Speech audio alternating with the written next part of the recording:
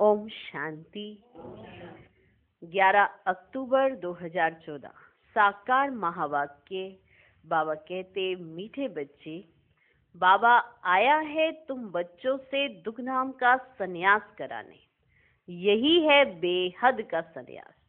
आज का प्रश्न, उन सन्यासियों के संन्यास में और तुम्हारे संन्यास में मुख्य अंतर क्या है? उत्तर, वे सन्यासी घर बार छोड़कर जंगल में जाते, लेकिन तुम घर बार छोड़कर जंगल में नहीं जाते हो। घर में रहते हुए सारी दुनिया को कांटों का जंगल समझते हो। तुम बुद्धि से सारी दुनिया का संन्यास करते हो। ओम शांति। रूहानी बाप बैठ रूहानी बच्चों को रोज रोज समझाते हैं, क्योंकि आधा कल्प के बेसमझ है ना, तो रोज रोज समझाना पड़ता है। पहले पहले तो मनुष्यों को शांति चाहिए। क्या चाहिए? शांति चाहिए। आत्माएं सब असुल रहने वाली भी शांति धाम की हैं। बाप तो है ही सदैव शांति का सागर। अभी तुम शांति का वर्षा प्राप्त कर रहे हो। कहते हैं ना, शांति देवा शांति दो, ऐसे कहते हैं ना। अर्थात हमको इस सृष्टि से अपने घर शांति धाम में ले जाओ, अथवा शांति का वर्षा दो। देवताओं के आगे अथवा शिव बाबा के आगे ये जाकर कहते हैं कि शांति दो। कहते जरूर है कि हमको कुछ और नहीं चाहिए आपसे, बस हमें शांति जरूर दो, क्योंकि शिव बाबा है शांति का सागर। अभी तुम शिव बाबा से शांति का वर्षा ले रहे हो। बाप को याद करते करते तुमको शांति धाम में जाना है जरूर। नहीं याद करेंगे तो भी जाएंगे जरूर। याद इसलिए करते हो कि पापों का बोझा जो सिर पर है वह खत्म हो जाए, तो हल्के होकर घर चले जाएं। जाना तो जरूर है, ये तो भुगत के यही जाएंगे। जाना तो जरूर है। कहाँ? शांति धाम। शांति और सुख मिलता है एक बाप से, क्योंकि वह सुख और शांति का सागर है। वह चीज ही मुख्य है। शांति को मुक्ति भी कहा जाता है, और फिर जीवन मुक्ति और जीवन बंद भी है। अभी तुम जीवन बंद से जीवन मुक्त हो रहे हो। सत्युग में कोई बंधन नहीं होता है। गाया भी जाता है सहज जीवन मुक्ति व सहज गति सदगति। अब दोनों का अर्थ तुम बच्चों ने समझा है। गति कहा जाता है शांति धाम को, सदगति कहा जाता है सुख धाम को। सुख धाम, शांति धाम, और फिर यह है दुख धाम। तुम यहाँ बैठे हो। बाप कहते हैं, बच्चे शांति धाम घर को याद करो।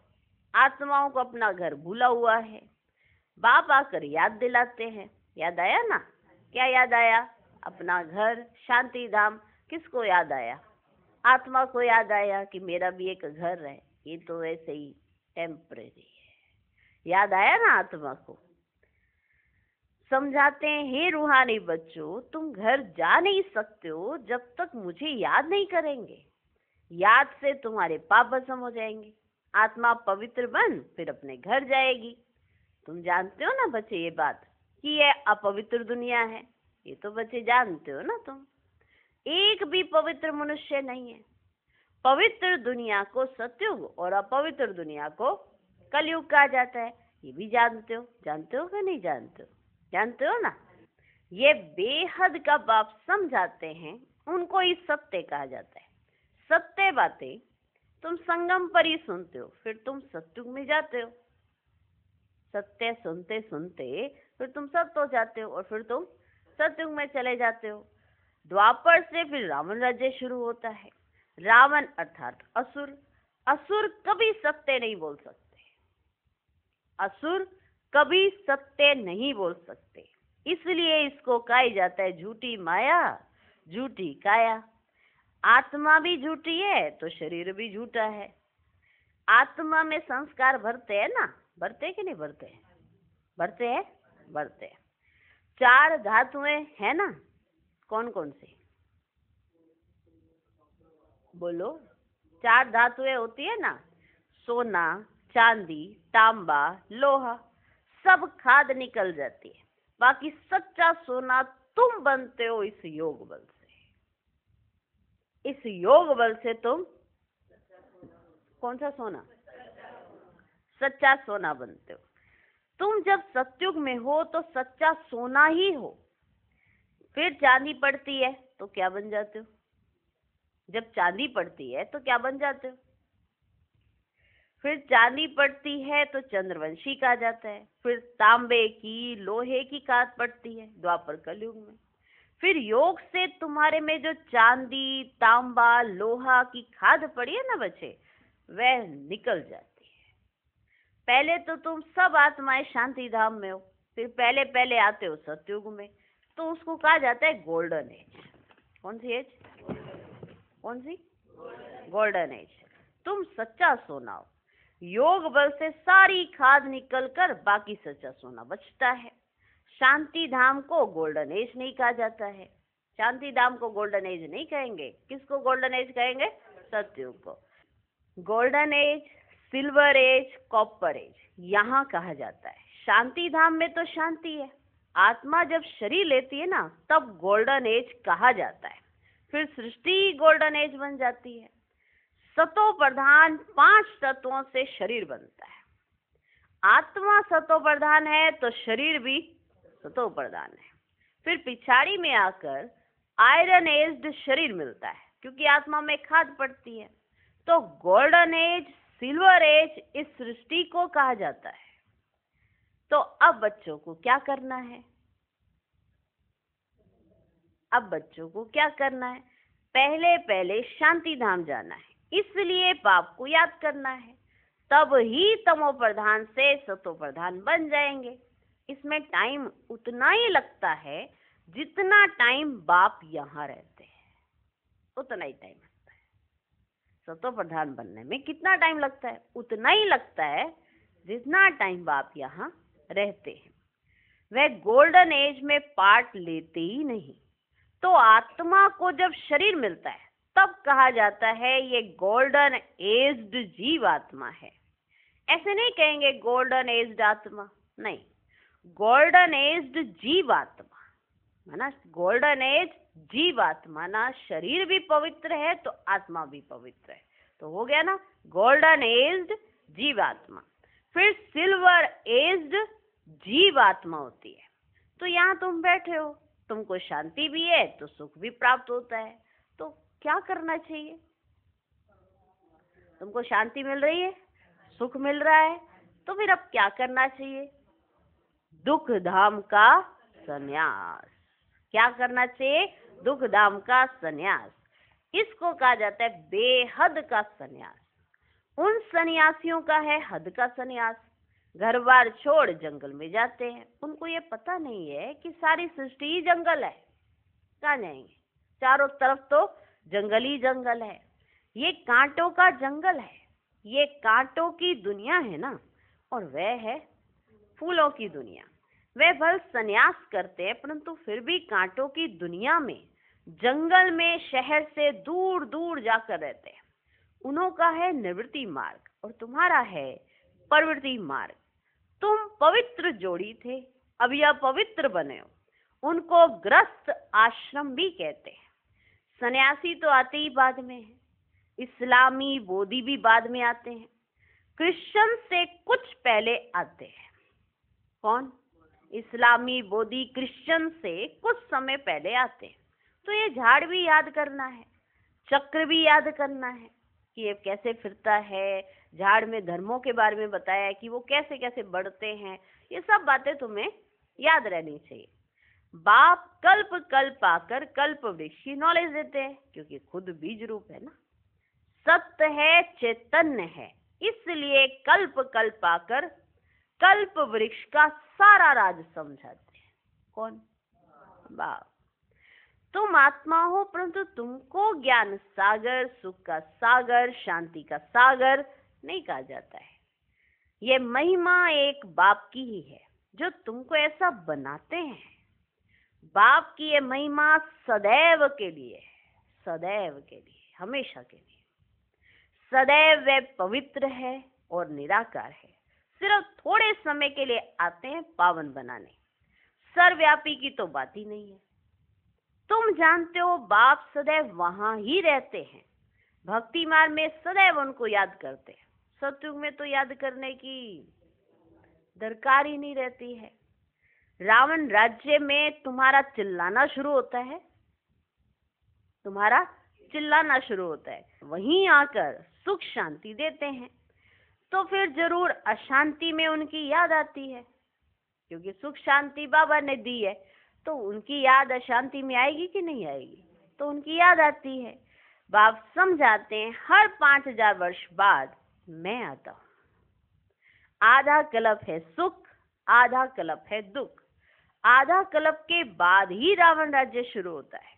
इसमें पहला नंबर मूल है देह अभिमान। उसके बाद ही फिर और विकार आते हैं।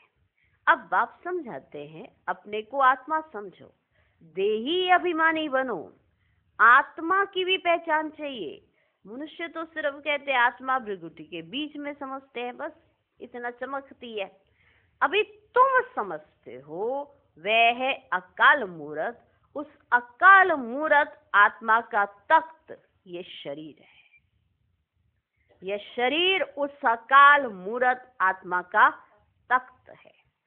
आत्मा बैठती भी भृगुटी में है। अकाल मूर्त का यह तख्त है। सब चैतन्य अकाल तख्त है। वह अकाल तख्त नहीं जो अमृतसर में लकड़ी का बना दिया है। बाप ने समझाया है जो भी मनुष्य मात्र हैं, सबका अपना अपना अकाल तख्त है। आत्मा आकर यहाँ विराजमान होती है। सत्युग हो या कलयुग हो, आत्मा का तख्त है ही ये मनुष्य शरीर।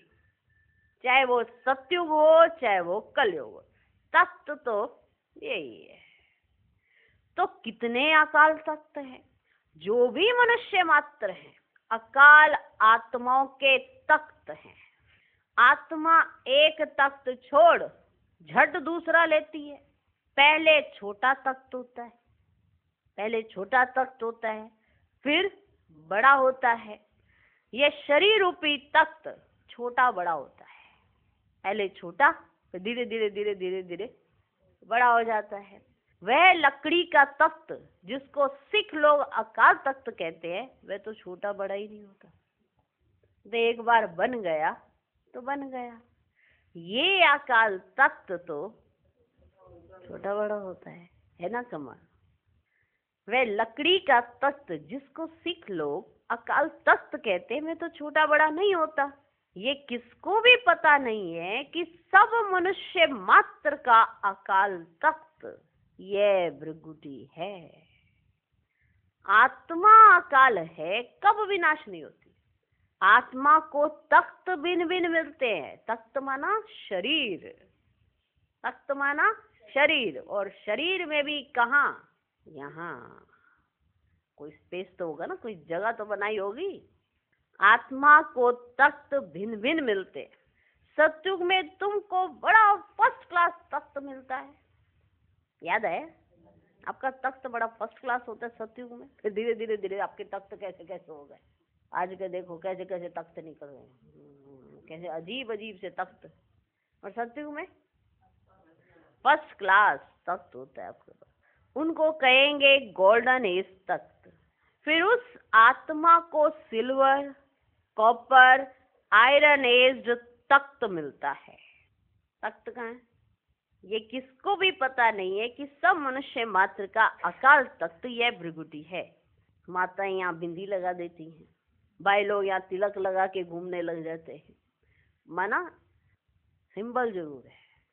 कईयों को तिलक लगाने का एक बहुत अच्छा शौक होता है कि तिलक जरूर लगा होना चाहिए, क्योंकि माताएं अपने यहाँ पे बिंदी लगाती है तो भाई मंदिर में जाते हैं या माथा झुकाते हैं तो तिलक जरूर लगाते हैं।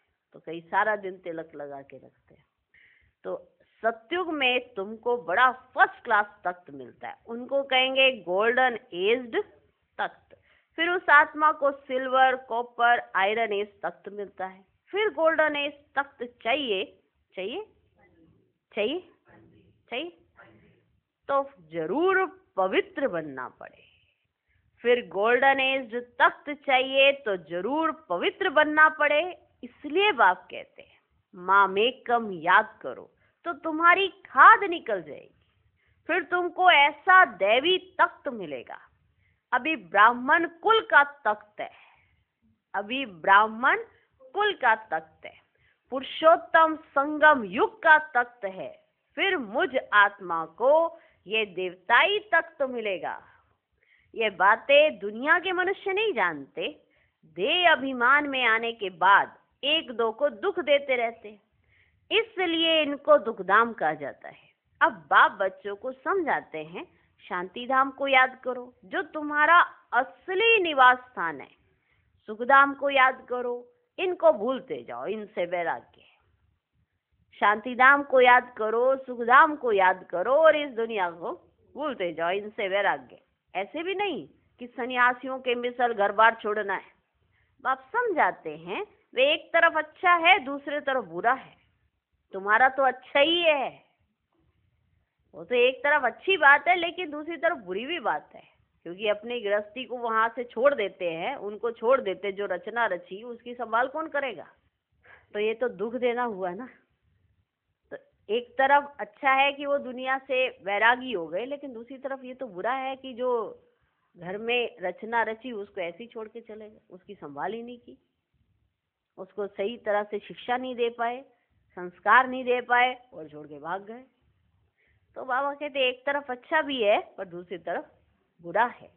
तुम्हारा तो अच्छा ही है, उनका हठ योग अच्छा भी है बुरा भी है, क्योंकि देवताएं जब वहां मार्ग में जाते हैं तो भारत को थमाने के लिए पवित्रता जरूर चाहिए। तो उसमें वही सन्यासी मदद करते हैं जिन्होंने पवित्रता को अपनाया। उन्हीं की पवित्रता के आधार पर भारत थमा रहता है। तो बाबा निरादर नहीं करते कभी, क्योंकि बाप है ना, बाप तो ये पूरे चक्र को जानता है कि क्या हुआ है कैसे हुआ है। हम जो होते हैं ना आत्माएं, हम कहते हैं ये क्या है, ये क्या है। कुछ ज्यादा ही नॉलेज आ जाती है तो दूसरों पे झाड़ना शुरू कर देते हैं। उस नॉलेज का सही अर्थ नहीं है हमको पता। बाबा तो जानते हैं ना कब क्यों कहाँ कैसे हो रहा है, सब पता है।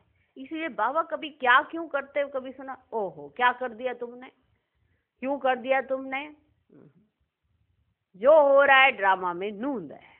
समझानी भी पूरी देंगे, ऐसे नहीं कि समझाया नहीं चलो जो जिसका दिल आया वो करता चला जाए, ऐसा नहीं। समझानी भी पूरी, क्या क्यों नहीं उठता बाबा का। वो मनुष्य आत्माओं के यूं झट झट क्या क्यों उठते रहते हैं। उनका हठयोग अच्छा भी है बुरा भी है, क्योंकि देवताएं जब वहां मार्ग में जाते हैं तो भारत को थमाने के लिए पवित्रता जरूर चाहिए, तो उसमें भी मदद करते हैं। भारत ही अविनाशी खंड है, बाप का भी आना यहाँ होता है। तो जहां पर बेहद का बाप आते हैं वे सबसे बड़ा तीर्थ हो गया ना। सर्व की सदगति बाप ही आकर करते हैं, इसलिए भारत ही ऊंच से ऊंच देश है। मूल बात बाप समझाते हैं, बच्चे याद की यात्रा में रहो। गीता में भी मन मना भव अक्षर है, परंतु बाप कोई संस्कृत तो नहीं बतलाते हैं। बाप मन मना भव का अर्थ बतलाते हैं। दे के सब धर्म छोड़ अपने को आत्मा निश्चय करो। आत्मा अविनाशी है, वे कभी छोटी बड़ी नहीं होती। आत्मा छोटी बड़ी नहीं होती, तख्त छोटा बड़ा होता है। अनादि अविनाशी पाठ भरा हुआ है किसमें, आत्मा में। ड्रामा बना हुआ है, पिछाड़ी में जो आत्माएं आती हैं उनका बहुत थोड़ा पार्ट है। बाकी टाइम शांति धाम में रहते हैं, स्वर्ग में तो आ ना सके। पिछाड़ी को आने वाले वहां ही थोड़ा सुख वहां ही थोड़ा दुख पाते हैं। जो पीछे पीछे आएंगे, जो लास्ट में आएंगे, वहीं पे थोड़ा सुख और वहीं पे थोड़ा दुख पाते हैं। जैसे दिवाली पर मच्छर कितने ढेर निकलते हैं, है ना। सुबह को उठकर देखो तो सब मच्छर मरे पड़े होते हैं। सुबह को उठकर देखो तो सब मच्छर मरे पड़े होंगे। तो मनुष्यों का भी ऐसे है, पिछाड़ी में आने वाले की क्या वैल्यू होगी, क्या वैल्यू रहेगी उसकी। आज आया कल चला गया, काम खत्म, खेल खल्लास। तो दिवाली पर निकलने वाले मच्छर, उनकी अवस्था बताइए। वो तो जो लास्ट में आते हैं ये उन्हीं तरह से है, क्या वैल्यू होगी। जैसे जानवर मिस्र ठहरे, तो बाप समझाते हैं ये सृष्टि का चक्र कैसे फिरता है। मनुष्य सृष्टि रूपी झाड़ छोटे से बड़ा, बड़े से छोटा कैसे होता है। सतयुग में कितने थोड़े मनुष्य और कलयुग में कितनी वृद्धि और झाड़ बड़ा हो जाता है। मूल बात बाप ने इशारा दिया है, ग्रस्त व्यवहार में रहते माँ में कम याद करो, माँ में कम याद करो। 8 घंटा याद में रहने का अभ्यास करो, 8 घंटा याद में रहने का अभ्यास करो। याद करते करते आखिरीन पवित्र बन बाप के पास चले जाएंगे तो स्कॉलरशिप भी मिलेगी। पाप अगर रह जाएंगे तो फिर जन्म लेना पड़े, पाप अगर रह जाएंगे तो फिर जन्म लेना पड़े। सजाएं खाते हैं फिर पद भी कम हो पड़ता है। हिसाब किताब चुकतू तो सबको करना है। तो जो भी मनुष्य मात्र हैं अभी तक भी जन्म लेते रहते हैं, जो भी मनुष्य मात्र हैं अभी तक भी जन्म लेते रहते हैं। इस समय देखेंगे भारतवासियों से क्रिश्चियंस की संख्या ज्यादा है। वे फिर सेंसिबल भी हैं, वे फिर सेंसिबल भी हैं। भारतवासी तो 100% सेंसिबल थे, सो अब फिर नॉन सेंसिबल बन गए, कोई सेंस ही नहीं, नॉन सेंसिबल बन गए। क्योंकि यही 100% सुख पाते हैं, फिर 100% दुख भी यही पाते हैं। वे तो आते ही पीछे हैं, कौन? क्रिश्चियंस। बाप ने समझाया है क्रिश्चियन डिनाइस्टी का कृष्ण डिनाइस्टी से कनेक्शन है। क्रिश्चियन डिनाइस्टी कलयुग में, कृष्ण डिनाइस्टी सतयुग में। कनेक्शन क्या है? समान करते हैं किसके लिए? विनाश के लिए। अच्छा, और संबंध, संबंध कृष्ण डिनाइस्टी और क्रिश्चियन डिनाइस्टी का आपस में क्या संबंध है, क्या कनेक्शन है? बाप ने समझाया है क्रिश्चियन डिनाइस्टी का कृष्ण डिनाइस्टी से कनेक्शन है। क्रिश्चियन ने राज्य छीना, फिर क्रिश्चियन डिनाइस्टी से ही राज्य मिलना है। क्रिश्चियन डिनाइस्टी ने राज्य छीना, फिर क्रिश्चियन डिनाइस्टी से ही राज्य मिलना है। इस समय क्रिश्चियन का जोर है, उन्हों को भारत से ही मदद मिलती है। अभी भारत भूख मरता है तो रिटर्न सर्विस हो रही है। यहां से बहुत धन, बहुत हीरे जवाहरात आदि वहां ले गए, कहते ले गए ले गए ले गए, माना यहीं से ले गए फिर यहीं पर वापस दे रहे हैं। ठीक है ना? यहां से बहुत धन, बहुत हीरे जवाहरात आदि वहां ले गए, बहुत धनवान बने हैं तो अब फिर धन पहुंचाते रहते हैं। उनको मिलने का तो है नहीं, तो अब तुम बच्चों को तो कोई पहचानते नहीं है। अगर पहचानते तो आकर राय लेते, अगर तुमको पहचानते तो आकर तुमसे राय लेते। तुम हो ईश्वरीय संप्रदाय, जो ईश्वर की राय पर चलते हो, वही फिर ईश्वरीय संप्रदाय से देवी संप्रदाय बनेंगे, फिर क्षत्रिय, वैश्य, शुद्र संप्रदाय बनेंगे। अभी हम 100 ब्राह्मण हैं, फिर हम 100 देवता, हम 100 क्षत्रिय, हम 100 का अर्थ देखो कितना अच्छा है। यह बाजोली का खेल है ना, जिसको समझना बहुत सहज है, परंतु माया भुला देती है, फिर दैवी गुणों से आसुरी गुणों में ले आती है। अपवित्र बनना आसुरी गुण है ना, तो क्या बनना है? पवित्र जरूर बनना है। अपवित्र बनना आसुरी गुण है ना। अच्छा, मीठे मीठे सिकी लदे बच्चों प्रति माता पिता बाप दादा का याद प्यार और गुड मॉर्निंग।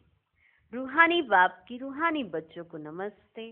हम रूहानी बच्चों की भी रूहानी बाप को नमस्ते नमस्ते नमस्ते। Good morning good morning good morning. धारणा के लिए मुख्य सार। पहला पॉइंट, स्कॉलरशिप लेने के लिए ग्रस्त व्यवहार में रहते कम से कम 8 घंटा बाप को याद करने का अभ्यास करना है। याद के अभ्यास से पाप कटेंगे और गोल्डन एज तख्त मिलेगा। दूसरा पॉइंट, इस दुख धाम से बेहद का वैराग्य कर अपने असली निवास स्थान शांति धाम और सुखधाम को याद करना है। देह अभिमान में आकर किसी को दुख नहीं देना है। आज का वरदान, अलबेलेपन की लहर को विदाई दे। सदा उमंग उत्साह में रहने वाली समझदार आत्मा भव। कई बच्चे दूसरों को देखकर स्वयं अलबेले हो जाते हैं। सोचते हैं ये तो होता ही है, चलता ही है। क्या एक ने ठोकर खाई तो उसे देखकर अलबेलेपन में आकर खुद भी ठोकर खाना, यह समझदारी है? बाप दादा को रहम आता है कि ऐसे अलबेले रहने वालों के लिए पश्चाताप की घड़ियां कितनी कठिन होंगी। इसलिए समझदार बन अलबेलेपन की लहर को, दूसरों को देखने की लहर को मन से विदाई दो। औरों को नहीं देखो, बाप को देखो। आज का स्लोगन, वारिस क्वालिटी तैयार करो, तब प्रत्यक्षता का नगाड़ा बजेगा। ओम शांति।